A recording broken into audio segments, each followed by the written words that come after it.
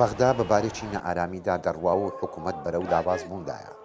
ڕۆژانەش ڕووداوی دڵتەزێن دژ بە هاوڵاتیانی سڤێڵ ئەنجام دەدرێن. لەم دوایش لە پایتەختی عێراق بۆتە شانۆیەکی عەشاری و هۆزە عەرەبەکان دەسەڵاتیان بەرفرەوانتر دەبێت.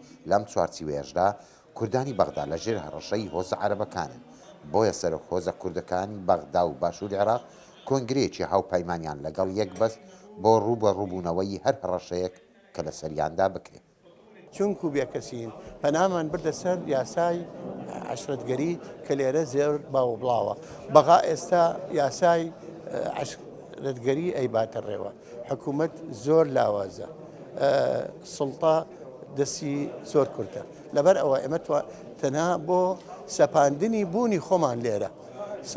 ئێمە ئێستا بۆ سەپاندنی بوونی خۆمان لێرە پاڵمان داوەتە ئەم جۆرە سیستەمە. هەر بڕیارێکی سیاسی لە کوردستان دەربچێ هۆزە عەرەبەکان کوردانی بەغدا و باشوور دەکەنە ئامانجی هەڕەشەی خۆیان. بۆیە کوردانی دەرەوەی هەرێمی کوردستان خەریکن پێکاتە یەکی عەشایری پێکبێنن بۆ ئەوەی ژیانی خۆیان بپارێزن. بڕیارێک دەرەچێت لە هەرێمە کوردستانەوە بەرامبەری عەرەب لێرە یەکسەر هجووم دەکەن بە عەلام لەسەری کوردەکەی خوارەوە و کوردەکەی خوارشەوە دەسەڵاتی کوردستان کەم هەیە لەسەرانەوە وەکو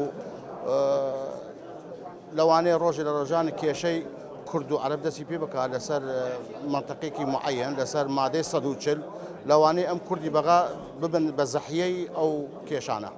هەندێک لە هۆزە عەرەبەکان لە دڵسۆزی و مرۆڤایەتی خۆیان لەگەڵ کوردانی ئەم ناوچەیە ڕێککەوتون لە کاتی هەر هەڕەشەیەک بەرگریان لێ بکەن.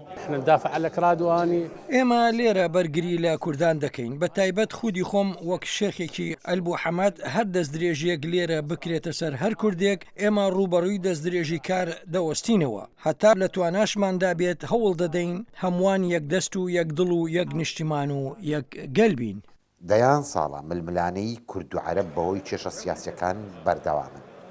بەڵام لاپەڕەی نوێ کورد لە بەغدا و باشوور یەک ڕێزی خۆیان نوان بۆ ئەوەی ژیانی کوردانی ئەم ناوچەیە بپارێزە.